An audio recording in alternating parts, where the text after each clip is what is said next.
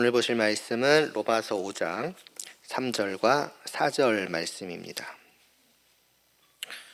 로마서 5장 3절과 또 4절.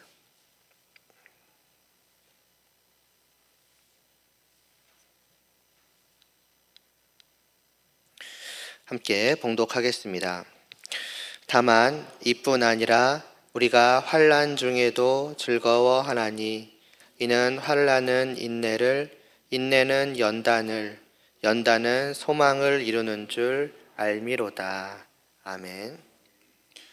그동안 수요 예배 기간 동안에 가장 먼저는 주기도문의 말씀을 우리가 보면서 다시 한번 하나님과 우리의 관계를 특별히 돌아보면서 하나님이 나의 아버지 되시고 내가 그분의 자녀가 되었다라는 것을 확인하고 그러한 자녀로서 아버지를 바라본다는 것이 어떠한 것인지를 돌아봄으로써 시작을 하였습니다.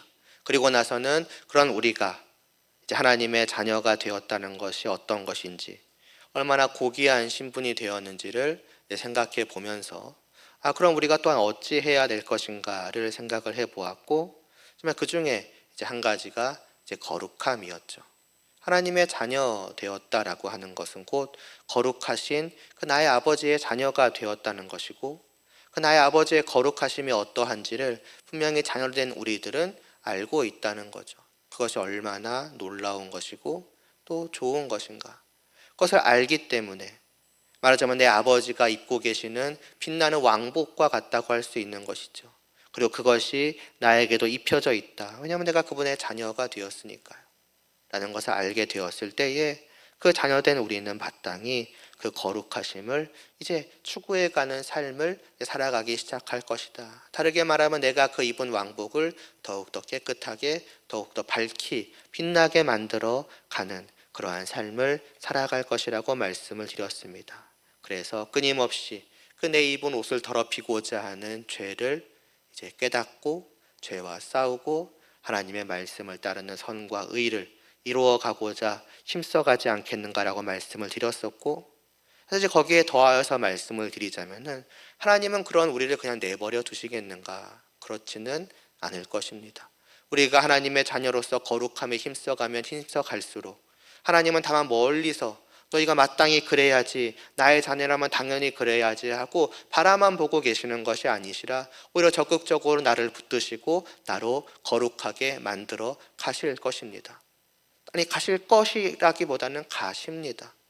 곧 성도가 이 땅에서 이루어가는 성화의 과정은 한편으로 생각해 보면 성도가 스스로 거룩해져가는 과정이기도 하지만은, 그러나 눈에 보이지 않으시지만 분명히 살아계시며 우리와 늘 함께 하시며 사랑으로 우리를 바라보고 계시는 나의 아버지께서, 우리의 아버지께서 나를 붙드사 거룩하게 만들어 가시는 그러한 과정이라고도 할 수가 있습니다. 그것이 성도의 일생이라고 하는 것이죠. 그런데 그러한 성도의 일생 가운데에 때로는 성도의 걸음을 가로막기도 하고, 때로는 그 성도의 걸음을 다른 곳으로 틀어버리게도 만드는 것들이 있습니다. 그것이 곧 환난이지요.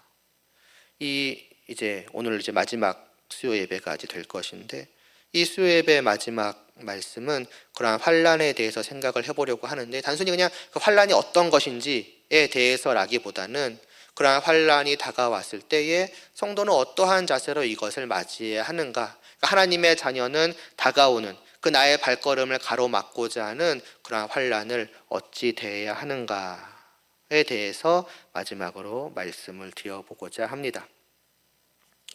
그 전에 먼저 오늘 읽지는 않았습니다만은 5장 1절 2절 그 앞에 본문을 잠깐 보면요, 이렇게 말씀하고 있습니다. 그러므로 우리가 믿음으로 의롭다 하심을 받았으니 우리 주 예수 그리스도로 말미암아 화평을 누리자고 합니다. 믿음으로 의롭다 하심을 받았다. 우리가 지금까지 보아왔던 주제와 연관시켜서 좀 말씀을 바꿔보면은 우리가 하나님의 자녀가 되었으니라고 편의상 말씀을 드려보겠습니다. 우리가 믿음으로 하나님의 자녀가 되었으니 우리 주 예수 그리스도로 말미암아 하나님과 화평을 누리자라고 말씀을 하고 있고, 그 아래 2절에서 다시 한번 똑같은 내용을 표현을 조금 달리 합니다. 그로 말미암아서 곧 우리 주 예수 그리스도로 말미암아서 우리가 믿음으로 서 있는 이 은혜에 들어감을 얻었다라고 합니다. 무슨 말입니까? 우리는 주님에 의해서 지금 하나님과 화평을 누리는 이 자리에 서 있다라는 것입니다. 이것이 지금 내가 서 있는 자리라는 것이죠. 내가 서 있는 그 자리는 어떠한 자리인가? 하나님과의 특별한 화평의 그 관계를 누리는 그 자리 안으로 우리는 들어와 있게 되었다는 것입니다. 그리고 여기서 무엇을 하는가? 그 여기에 들어온 자들은 어떠한가라고 했을 때에 그 이어지는 말씀이 나옵니다. 여기 있는 자들은 이곳에서 무엇을 하는가? 하나님의 영광을 바라고 즐거워한다고 합니다. 좀 원문을 직역을 해보자면은 하나님의 영광에 대한 소망으로 혹은 하나님의 영광에 대한 희망으로 즐거워한다라는 말씀입니다. 라는 것은 무엇입니까? 미래에 대한 일입니다. 하나님의 영광에 대한 소망이라고 희망이라고 하였으니까 당장의 일이 아니라 미래에 대한 일이죠. 그것으로 말미암은 즐거움이 있다는 것입니다. 곧 우리 성도된 모든 자들이 지금 들어와 서 있는 이 은혜의 자리는 어떤 자리인가? 첫째로 이미 지금 이 땅에서는 이미 현재 하나님과 화평을 누리고 있는 것이고, 그리고 거기에 더해서 미래에 대한 소망을 바라보는 그러한 자리라고도 하는 것입니다. 좀 일반적인 이제 인생을 생각을 해보자면은 사실은 많은 것들이 사람들을 걱정케 하고 또 근심케 하고 더 나아가서 좌절케 하고 자포자기케 할 것인데 대개는 현재로 인해서 그리고 미래로 인해서일 것입니다.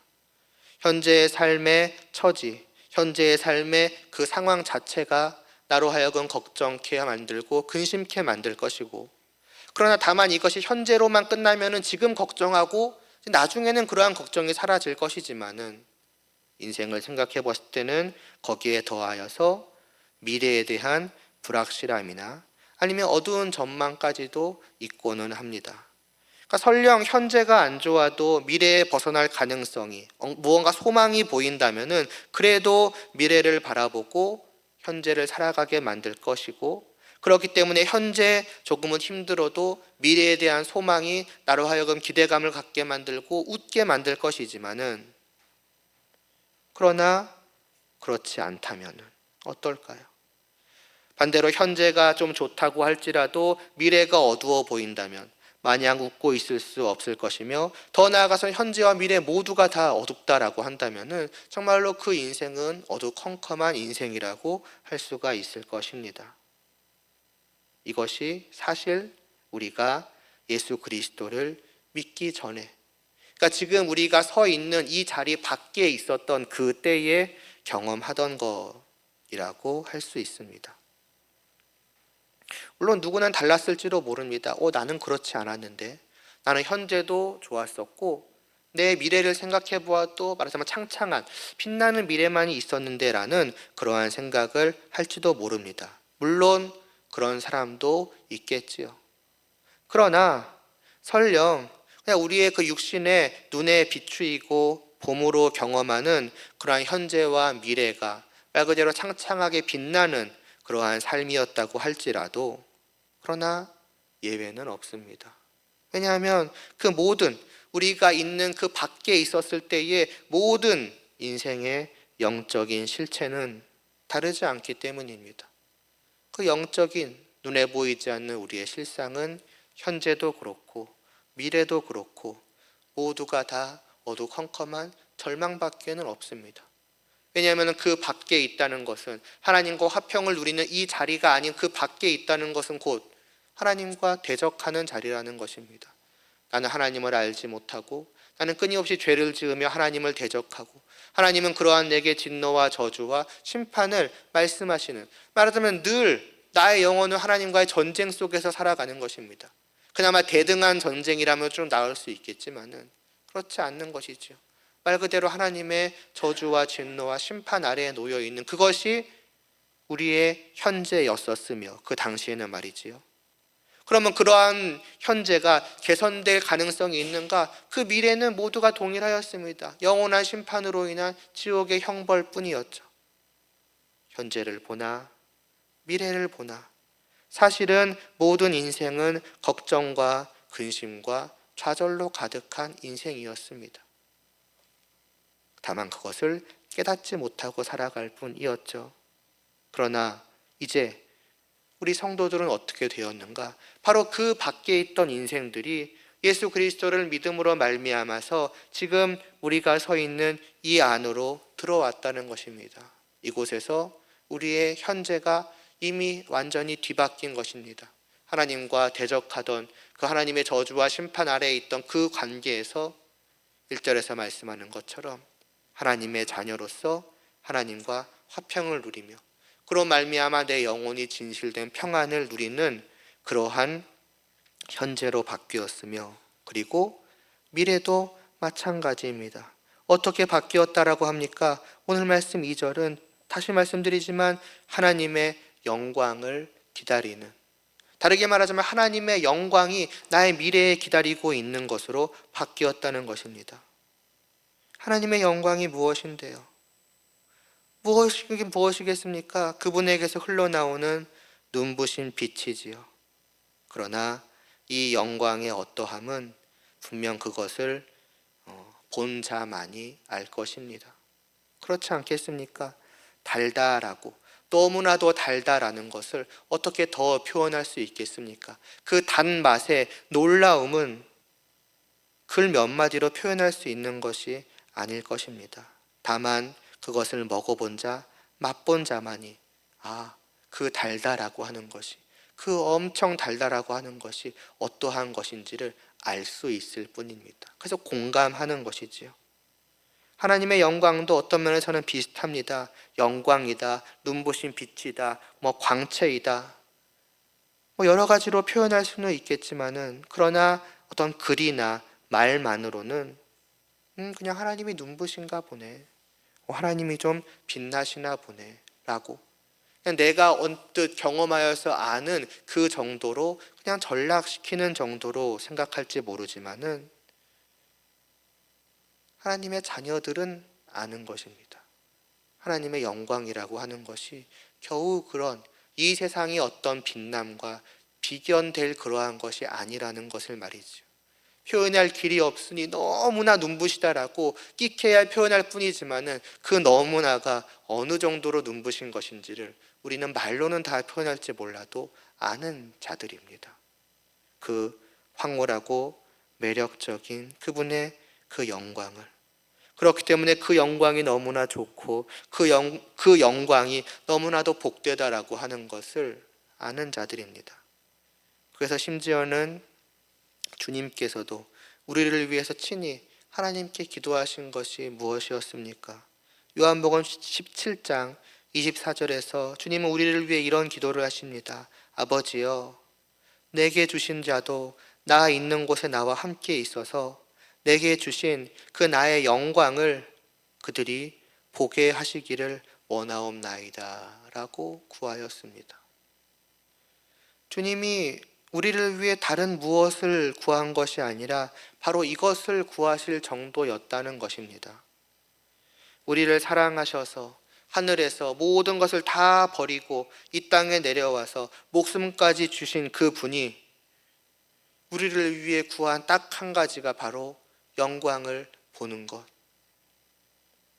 그 영광을 경험하는 것이었으니 이 영광이 얼마나 귀하고 이것이 얼마나 말로 다 표현할 수 없을 정도로 복된 것인가 충분히 짐작이 되고, 그리고 다시 말씀드리지만 성도는 그냥 짐작만 하는 것이 아닙니다. 주님께서 구하셨으니 잘은 모르지만 굉장한 것이겠구나 정도로 아는 것이 아닙니다. 성도는 하나님을 만난 자들입니다. 그 영광을 그 믿음으로 바라본 자들입니다. 심지어는 다만 과거에만 본 것이 아니라 하나님의 자녀로서 사실 우리는 지금도 그 믿음으로 하나님의 영광이 어떠함을 압니다. 그 하나님과 함께하며 그 영광의 빛 가운데 거하는 자들이 우리이기에 그 영광 아래 거한다는 것이 얼마나 복된 것인지를 다만 상상하여 짐작하는 것이 아니라 말하자면 경험하여 아는 자들입니다.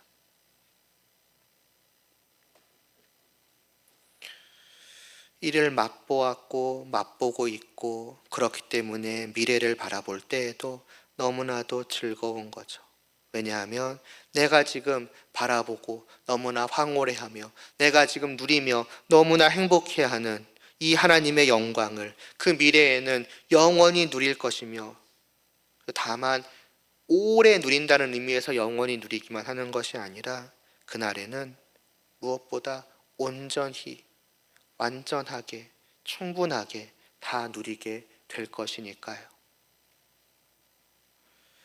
성도는 한편으로는 이 땅에서 행복해하지만 행복한 만큼 아쉬워합니다. 왜냐하면 더 경험할 수 있는데, 아니면 더 그 빛의 눈부심을 바라볼 수가 있는데, 더 그 빛 가운데에서 빛이라고 기왕 표현을 하였으니까 그 따스함을 만끽할 수 있는데, 근데 문제는 온전히 다 못 보고 온전히 다 못 누리기 때문입니다.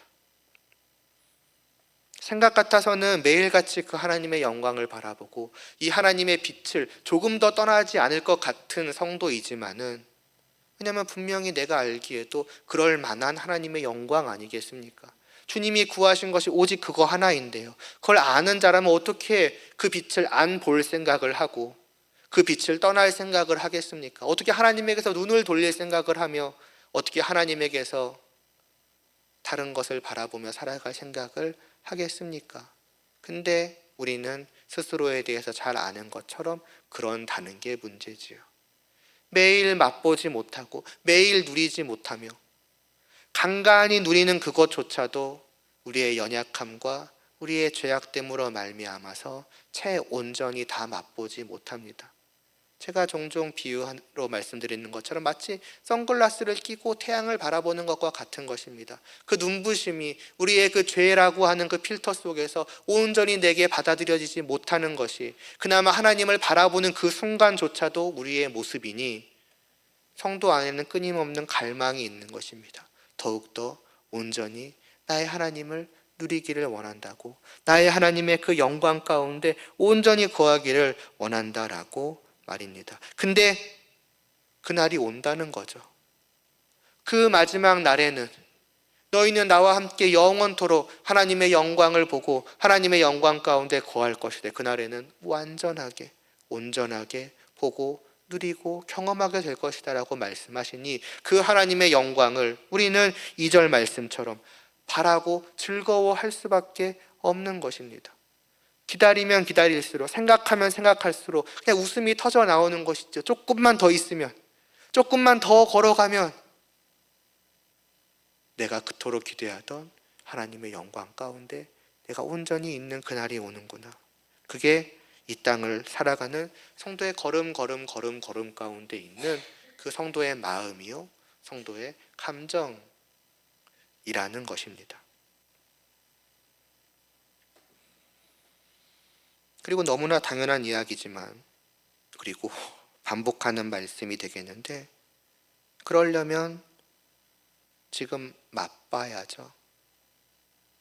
정말로 이 말씀처럼 성도가 그 영원한 미래를, 그 하나님의 영광을 소망하며 기다리며 그 날만을 생각하며 웃음이 실실 터져 나올 정도로 즐거워할 수 있는 자라면은, 그러려면 일단 지금 이 땅에서 충분치는 않을지언정 그러나 분명하게 그 영광을 바라보고 맛보는 자여야지요. 그 하나님의 영광을 믿음으로 묵상하며 음미하며 경험하며 느끼며 지금 하나님의 영광으로 인해서 즐거워하는 자여야 할 것입니다. 그렇지 않겠습니까? 지금 하나님의 영광을 즐거워하지 못하는데 어떻게 미래에 있을 하나님의 영광을 기다리며 즐거워할 수 있겠습니까? 그건 있을 수가 없습니다. 뭔지도 모르는 걸 뜬구름 잡듯이 두루뭉실하게 뭔지 모를 감정을 가지고 기다리고 있는 것이 소망이 아닙니다. 그거는 진실된 소망이라기보다는 헛된 소망이겠지요. 마치 현실 도피와 같은 그런 헛된 소망으로 즐거워하는 그러한 것이 아닙니다. 그러니까 로마서 5장 1절 2절은 분명한 순서를 가지고 말씀하고 있는 것입니다. 지금은 이미 이곳에 서 있는 자라고요. 하나님과 화평을 누리는 이 자리 안에 들어와서 하나님과 화평을 누리는 지금 이곳에 내가 지금 현재 있어서 하나님과의 화평을 누리고 있다. 그것이 성도라는 것이고 그것이 성도된 우리여야 한다는 것입니다. 그런 성도가 지금 이 자리에 분명하게 서서 하나님을 바라보며 화평을 누리며 하나님의 영광을 즐거워하는 그 성도가 비로소 영원한 미래를 소망하며 즐거워할 수 있다는 것입니다. 그것은 실제로의 행동이요, 실제로의 삶이 있는 것입니다. 하나님과의 화평을 실제로 누려가는, 하나님과의 화평 역시도 막연하게 누리는 것이 아닙니다. 그냥 뭔지 모르지만 뭔가 평화로운 마음이 드는 것이 하나님과의 화평을 누리는 것이 아닙니다. 그것은 성도의 삶 속에서 구체적으로 나타나는 것입니다.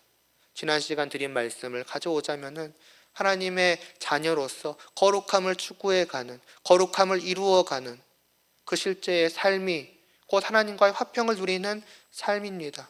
왜냐하면 내가 하나님의 자녀로서 거룩해져 간다는 것은 곧 끊임없이 죄를 멀리하고 하나님의 말씀을 따라 선하게 의롭게 하나님과 같이 거룩하게 살아가며 하나님과 같이 사랑하며 살아간다는 것인데, 바로 하나님이 그것을 기뻐하시고 바로 그것을 하나님이 즐거워하시기 때문입니다. 또 성도가 그렇게 살아가는 이유도 곧 하나님을 사랑하는 마음으로 살아가는 것 아니겠습니까? 내가 하나님을 사랑하는 마음으로 실제로 구체적으로 행동 가운데 살아가고 하나님은 그러한 나를 역시나 사랑하시고 내 하나하나의 행동과 그 행동에 담겨진 마음을 기뻐하시고 즐거워하시고 좋아하시니 그게 실제적인 관계라는 것이지요. 그러한 삶 속에서 성도가 실제로 맛보는 것입니다. 하나님과 함께 하는 것이 이렇게 복된 것이구나. 하나님을 떠나서 하나님의 말씀을 떠나서 죄를 지으며 살아가는 것이 이전까지는 나는 그것이 진정으로 행복이요 즐거움이요 말하자면 쾌락인 줄 알았는데 사실은 그 모든 것들이 짐을 지는 수고와 같은 것이었고 하나님의 말씀을 따라 하나님과 함께 살아가는 이것이 내가 하나님을 사랑하고 그런 나를 하나님이 사랑하실 것을 분명히 아는 것을 느끼며 살아가는 이것이 진정으로 좋은 것이구나 경험하는 것이지요. 하나님과의 화평을 말 그대로 실제로 누리는 것입니다. 그 삶 속에 미래에 대한 소망의 즐거움이 있을 수 있다는 것이지요. 그러므로 우리는 생각을 해보아야 하는 것입니다. 과연 나는 지금 어디에 서 있는가 말이지요. 분명히 표현이 어떨지 모르지만 이론적으로는 우리는 하나님과 화평을 누리는 이 자리 안에 이미 들어와 있는 자입니다. 여기서 화평을 누리는 자들입니다. 사실 원문은 누리자가 아닙니다. 이미 누린 자입니다. 성도된 우리는 여기서 이미 누리고 있는 자라는 것입니다. 수요예배 드릴 때마다 항상 그 말씀을 전하게 돼요. 월요일, 화요일, 이제 오늘까지. 과연 어떠셨습니까? 정말로 이 자리에서 하나님과의 화평을 누리는 기쁨을 실제로 맛보고 살아오셨는가 하는 것이지요. 그리고 맛보았기 때문에 더 맛보기를 원하고 더 맛보기를 원하였기 때문에 그 날이 반드시 있을 그 영원한 미래를 바라보며 즐거워하실 수 있으셨습니까? 아니면 분명히 나는 이 자리에 서 있는 자라고 하는데 마치 실제 나는 저 밖에 여전히 서 있는 사람처럼 말하자면 하나님 없이 살아가는 것이죠. 이름은 하나님의 자녀인데 내 마음, 내 영혼, 내 머릿속에서는 그냥 하나님을 지워버리고 나로 살아가는 거죠. 내 자녀라는 말은 좀 이상하죠. 그러니까 내가 나의 아버지요, 내가 나의 자녀가 되어서 나와의 관계 속에서 그냥 나로 살아가는 그러한 삶을 살아왔다면은 우리는 오늘 말씀을 통해서 다시 한번 하나님의 자녀가 어떤 자인지를 돌아볼 필요가 있지 않겠습니까? 아무튼 이제 이런 즐거움을 좀 기본으로 하고서 이제 오늘 시작하면서 말씀드렸던 그 환난에 대해서 잠깐 말씀을 드리려고 합니다. 분명히 성도는 이 자리에서 현재도 즐겁고 미래도 즐거워하는 자라고 하였습니다. 그런데 처음 말씀드렸던 것처럼 그러한 성도의 삶이라고 하는 것이 늘 그렇게 웃음이 넘칠 수 있는 그러한 삶인가 라고 하면은 그렇지 않다는 것을 우리는 너무나도 잘 압니다. 우리의 문제 이전에 여러 환난들이 우리를 닥칠 때가 있는 것이지요. 그럼 그러한 환난 속에서 우리는 어찌해야 하겠는가? 그러한 환난들을 맞으면 우리는 어떤 식으로 대처해야 하겠는가라는 생각을 하지 않을 수가 없습니다. 그런데 재밌는 것은 이 1절과 2절이 분명하다면 사실은 그 환난은 분명히 문제인 것은 맞거든요. 어렵고 힘든 것은 맞거든요. 그런데 그 환난도 어떤 면에서는 문제가 되지 않는다라고 오늘 말씀, 오늘 본문이 말씀하고 있습니다. 3절과 4절을 제가 먼저 읽겠습니다. 다만 이뿐 아니라 곧 이 자리에서 현재 즐거워하며 미래를 바라보며 소망하며 즐거워하는 것뿐만이 아니라 심지어는 우리가 환난 중에도 즐거워한다라고 말을 합니다. 그냥 무슨 말입니까? 이 성도가 하나님의 자녀가 이곳에 서서 현재와 미래를 바라보며 누리는 그 즐거움은 외부에서 들어오는 무언가가 방해할 수 있는 겨우 그 정도의 즐거움이 아니라는 것입니다. 이 즐거움이 얼마나 큰 즐거움인지 설령 환난이 닥쳐왔을지라도 여전히 변함없이 즐거워할 수 있는 것, 그것이 성도가 지금 누리는 즐거움이라고 성경은 말씀을 합니다. 환난 중에도 즐거워한다. 무엇을 보여주는 것이겠습니까? 어떻게 이럴 수 있겠습니까? 답은 어떤 면에서는 간단합니다. 그 장차의 소망의 크기가, 다르게 말하면 장차의 소망이 주는 그 즐거움의 크기가 현재의 환난보다 더 큰 거죠. 현재의 환난이 주는 슬픔보다, 괴로움보다 훨씬 더 능가한다는 것입니다. 그래서 소망으로 인한 즐거움과 기쁨이 환난의 고통과 아픔과 슬픔을 능히 뒤엎고 이기게 만들기 때문에 애들한테는 그런 비유를 하고는 합니다. 엄청나게 쓴 한약을 먹고 나서 단 사탕을 먹으면은 사탕의 단맛이 한약의 쓴맛을 이기는 것과 같다는 거죠. 고난이 주는 아픔과 괴로움과 슬픔은, 그러나 그 소망이 주는 즐거움이 더 크기 때문에 그것으로 인하여서 더 퍼져버릴 수 있다라는 것입니다. 그리고 실제로 그러하다고 합니다. 로마서 8장 17절 18절도 몇 번 제가 말씀드렸던 것 같습니다. 이렇게 말합니다. 자녀이면 또 상속자 곧 하나님의 상속자요 그리스도와 함께한 상속자니 우리가 그와 함께 영광을 받기 위하여 고난도 받아야 할 것이니라고 하면서 생각하건대 현재의 고난은 장차 우리에게 나타날 영광과 비교할 수 없다라고 말씀하고 있습니다. 비교할 수가 없는 것입니다. 비교할 수 없이 단 것입니다. 그렇기 때문에 그 소망이 능히 환난의 쓴맛을 뒤덮고도 남을 수가 있다는 것입니다. 그러니까 사실 성도는 단순히 이론적으로만이 아니라 실제적으로도 환난 중에도 즐거워하는 자요, 또 즐거워할 수 있는 자입니다. 사실 사탕을 먹는 걸 생각을 해보면은 즐거워할 수밖에 없는 자입니다. 근데 어떻게 그럴 수가 있겠습니까? 다르게 말하면은 어떻게 현재의 고난이 장차 우리에게 나타날 영광과 비교할 수 없다는 것을 알 수 있습니까? 간단합니다. 먹어봐야 아는 거죠. 또 먹고 있어야 아는 겁니다. 백날 한약의 쓴맛보다 사탕을 먹으면 그 단맛이 한약의 쓴맛을 뒤덮을 거야 라고 백날 말해봐야 그것이 무슨 소용이 있겠습니까? 그걸로는 알 수가 없습니다.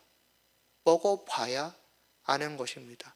경험함으로써 아는 것입니다. 아, 진실로 그 사탕의 단맛이 한약의 쓴맛을 덮고도 남는구나. 신기하게도 아까까지 그렇게 써서 괴로워하였던 내 표정이 사탕을 먹고 나니까 자연스럽게 풀리고 좋아하게 되는구나 라는 것을 먹어 경험하는 것입니다.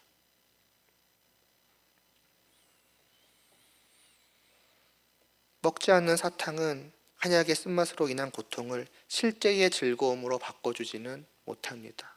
이것도 마찬가지입니다. 장차 우리에게 나타날 그 영광을 실제로 지금 내가 누려보지 않았다면은, 또 누려보지 않고 있다면은 결코 우리는 언제까지나 정말로 고난보다 영광이 좋은가? 정말로 이 현재의 고난 속에서 내가 진실로 즐거워할 수 있는 것이 맞는가? 그냥 성경이니까 이론적으로는 그렇다는 거 아닐까라고 생각하고 넘어갈 수밖에 없습니다. 그러나 성경은 결코 이론에 대한 책이 아닙니다. 실제로 믿음으로 경험하는 모든 일에 대해서 우리에게 말씀하고 있는 것입니다. 곧 우리가 이러할 수 있다는 것이지요. 그러면 우리는 거꾸로 다시 생각해 보아야 하는 것입니다. 때로는 과거의 환난 가운데 있었을 수도 있고 어쩌면 지금 그러한 환난 속에 있을지도 모릅니다. 이 가운데서 나는 지금 어떠한 마음과 자세로 하루하루를 살아가고 있는가 하는 것이지요. 다만 극도의 괴로움 속에만 파묻혀서 살아가고 있다면 우리는 다시 한번 돌아보아야 하는 거죠. 왜 이런가라고 말입니다. 이럴 수가 없을 텐데 라고 말입니다. 그래서 다시 한번 생각해 보는 것입니다. 돌아보는 것입니다. 나는 지금 무엇을 바라보고 있는가 하는 것이죠. 어느덧 내가 이전에 바라보고 있었던 그 하나님의 영광을 내가 어느덧 외면해 버리고 있는 것은 아닌가. 그 하나님과의 화평을 누리는 그 즐거움을, 그 복락을 나는 어느새 내 삶 속에서 놓쳐버리고 있는 것은 아니었는가 하는 것을 말이죠. 그러므로 우리가 기도할 것은 물론 한편으로는 이 환난을 이겨내게 하여 주실 것을 마땅히 기도하여야겠지만은, 그러나 어떤 면에서는 어떻게 그 환난을 이겨낼 수가 있겠습니까? 환난이 사라지는 것은 물론 해결책이 될 수 있습니다. 그러나 성경은 그 환난을 능히 덮을 수 있다라고 말을 합니다. 우리가 하는 것이 아니라 하나님이 그런 분이시라는 것을 다시 한번 생각해 보라는 것입니다. 너의 아버지가 누구시냐는 것이지요. 너의 아버지와 함께하는 그 행복과 그 기쁨과 그 즐거움이 겨우 이 땅의 환난만도 못하냐는 것입니다. 제가 이러한 환난에 대해서 말씀드릴 때마다 항상 종종 덧붙이는 것이 있죠.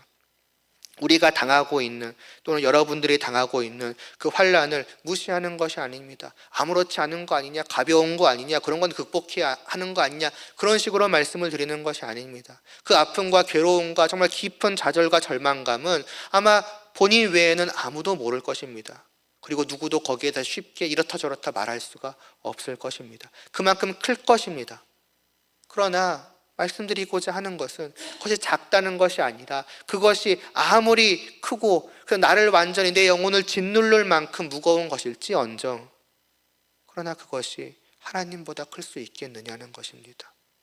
우리가 믿는 하나님 아버지는 겨우 그것과 비견되실 정도밖에는 되지 않으시는 분이 아니지 않느냐는 것입니다. 고로 다시 말씀드리는 것은 하나님을 바라볼 필요가 있다는 거죠.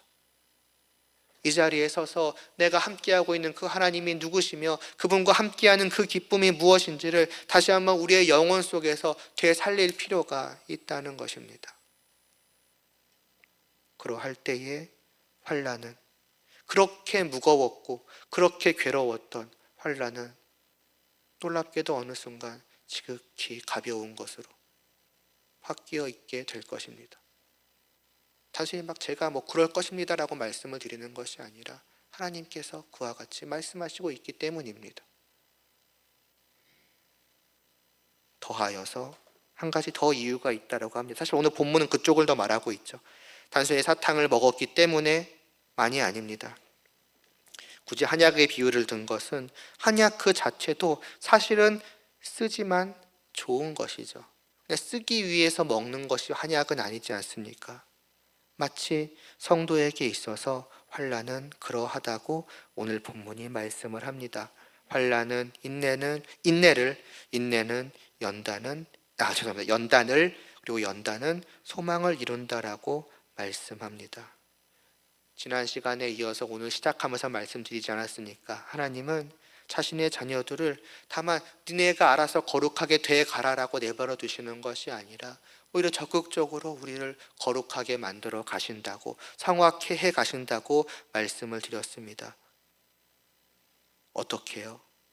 여러 가지 방법이 있겠지만 그중 하나가 환난인 것입니다. 고난인 것입니다. 이는 참으로 성도를 괴롭게 만들고 자기 힘으로 어찌할 수 없어 참지 않을 수 없으며 견디지 않을 수 없게 만듭니다. 그리고 그렇기 때문에 이러한 환난은 하나님 앞에 그토록 자신만만해했던 그 나의 오만함을 돌아보게 만듭니다. 내가 지극히 아무것도 아닌 연약한 자였구나 라는 것을 깨달아 알게 만듭니다. 그리고 설령 그 전까지 나의 힘을 믿고 의지함으로 내가 모든 것을 할 수 있다고 생각해 왔기에, 때로는 성도임에도 말이죠, 그렇기 때문에 하나님을 바라보지 않았었던 그런 내가 이제 환난 앞에서 하나님을 바라보지 않을 수가 없게 되는 것입니다. 왜냐하면 내가 할 수 있는 것이 없으니까요. 나는 내 힘으로 견디는 것조차도 벅차니까요. 그렇기 때문에 하나님을 의지할 수밖에 없고 의뢰할 수밖에 없도록 만드시는 것입니다. 성도는 그때 비로소 하나님을 바라보고 하나님은 그러한 성도에게 하나님의 위로의 손길을 맛보게 하시고 그리고 하나님과 함께하는 기쁨을 다시 한번 느끼게 하시고 하나님 앞에, 사람 앞에 그토록 높아졌었던 그 마음과 성품과 자세를 겸손케 낮추시며 다시 하나님의 말씀에 순종케 하시며 그 모났던 성격들을 깎아 하나님의 성품으로, 사랑으로, 자비로, 인자와 긍휼 등으로 다듬어 가시는 것이지요. 그러한 과정 속에서 성도는 어느새 자기가 바뀌어져 있음을 깨달아가는 것이지요. 내가 이런 사람이었나? 마냥 괴롭기만 했던 그 시간인 줄 알았었는데 그 시간 속에서 정말 그 시간을 지나고 나서 지금의 나를 바라보니 하루하루는 느끼지 못했던, 마지막 키가 어느 순간에 불쑥 커져 있는 것을 느끼는 것처럼 내가 이전과 많이 달라져 있네 라는 것을 느끼게 되는 것이죠. 그러면서 이제 이전보다 더 그러한 과정 속에서 내가 하나님의 그 영광에, 이전에는 꽤 희미하게 바라보았던 그 소망이 이제는 조금 더 분명하게 보여지기 시작하였고 내가 그토록 소망하던 하나님의 영광에 조금 더 한 걸음 가까이 다가간 것이 아닌가라는 것을 느껴가게 되는 것입니다. 왜요? 말 그대로 하나님께 더 가까워져 가 있으니까요. 성품이 하나님을 닮아갔다는 것은 그냥 닮기만 했다는 것이 아닙니다. 나라는 사람 자체가 하나님께 이전보다 더 가까이 다가가 있다는 것입니다. 더 하나님을 바라보게 되었고, 더 하나님 앞에 낮아지게 되었고, 더 하나님께 순종하게 되었고, 더 하나님을 사랑하게 되었고, 더 하나님을 소망하며 더 하나님을 기다리게 되었으니 말 그대로 그 거리가 더 가까워져 가 있는 나임을 발견하게 되는 것이죠. 이것 또한 결국 경험하는 것입니다. 경험하여 느끼는 것이죠. 그리고 이것을 경험하는 자들은 이러한 고백을 하는 것이죠. 환난이 그냥 나를 괴롭게 하기 위한 것이 아니라 이 환난마저도 하나님께서 나를 다듬어 가시는 과정 속에 사용하시는 도구 중에 하나였구나라는 것을 말입니다. 그럼으로써 아이러니하지만 역설적이게도 우리는 환난 속에서 나의 아버지에 대한 사랑을, 나의 아버지의 나를 향한 사랑을 다시 한번 확인하는 것이죠. 하나님께서 이 못난 자식을, 이 못난 자녀를 그냥 못난 채로 내버려 두시는 것이 아니라 더 가까이 다가오게끔, 더 그 하나님의 영광되고 거룩됨을 닮아가게끔 다듬어 여기까지 오게 만드셨구나라고, 정말로 이 아버지는 나를 한순간도 놔두지 않고 그 품 안에 품어주시는구나. 이 못난 자녀마저 품어주시니, 물론 못난 자녀 아닌 죄인일 때조차 품어주셨기 때문에 그 사랑을 알지만 또 자녀된 입장에서 더더욱 하나님의 아버지의 사랑을 환난 속에서 느끼게 되는 것입니다.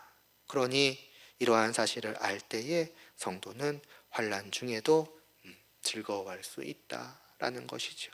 또 이런 것을 기억하고 있다면 환난 속에서 능히 참을 수 있는 힘이 되지 않을까, 오늘 말씀을 통해서 다시 한번 생각하게 됩니다. 성도의 삶에 환난이 없을 수는 있습니다. 그러나 충분히 견딜 수 있고 이겨낼 수 있는 이유와 근거 또한 하나님께서는 분명히 성도에게 주고 계신다는 것을 오늘 말씀을 우리가 믿음으로 받고 깨달을 수 있기를 바랍니다. 그렇게 다시 한 주간을, 또 남은 한 주간을 살아갈 때에도 하나님께로 더 가까이 다가갈 수 있는 우리들이 되기를 소원하며 기도드리겠습니다. 하나님 아버지, 우리가 무엇이길래 저 밖에 있다가 영원히 버려져야 되는 것이 마땅한 저희를, 우리가 지금 이 자리에서 감히 하나님과 화평을 누리며 감히 하나님을 아버지라 부를 수 있는 이 자리에 두십니까? 그러함에도 때때로 하나님을 외면하고 다른 것을 바라보는 우리들을 그냥 내버려 두시는 것이 아니라 때로는 환난을 통하여, 때로는 여러 가지 방법을 통하여 다듬어 가시며 더욱더 하나님께로 다가오게 하시니 감사를 드리옵나이다. 다시 한번 이 모든 말씀을 통하여서 나의 아버지를 오직 바라볼 수 있도록 하여 주시옵시고, 우리의 영혼이 한 걸음 한 걸음 더욱더 하나님께로 다가갈 수 있는 그러한 한 주를 또한 살아갈 수 있도록 은혜를 베풀어 주시옵소서. 그 시간들을 헛되이 소비하지 않게 하여 주시옵시고, 날마다 하나님을 생각하며 하나님의 말씀을 기억하며 또 하나님의 말씀을 묵상하며 하나님의 말씀에 순종코자 정말 발버둥치는 그러한 삶을 살아갈 수 있도록 저희를 인도하여 주시옵소서. 예수님의 이름으로 기도드리옵나이다. 아멘.